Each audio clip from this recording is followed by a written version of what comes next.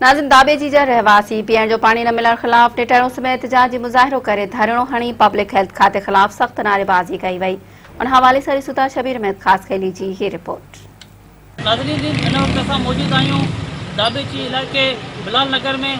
अचो त हिते जे रवासियुनि खां पुछूं त पानी के हवाले सां हुननि जो छा चवणु आहे।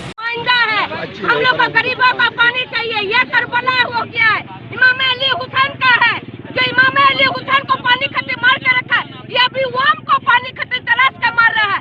जाए तो जाए कहाँ बिहार गरीब जाए। एक तो मिलकर खाना बंद, एक को नौरा मार दिया है। ये गरीब भूख के मारे कहाँ जाएगा? रोड पर सोएगा, रोड पर सोएगा, पानी अपना हासिल करके रहेगा।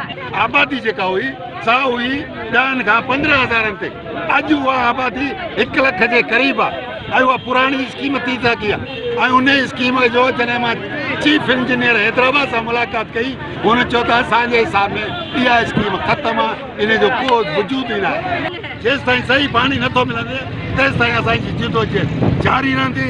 ये लोगों का पीने का पानी वाटर सप्लाई स्कीम बिलाल नगर जो कि 62 लोगों ने भेज दिया है, इसमें इन्होंने इस पानी को दिखा के उन्होंने लाखों रुपए की प्लाटिंग करी है।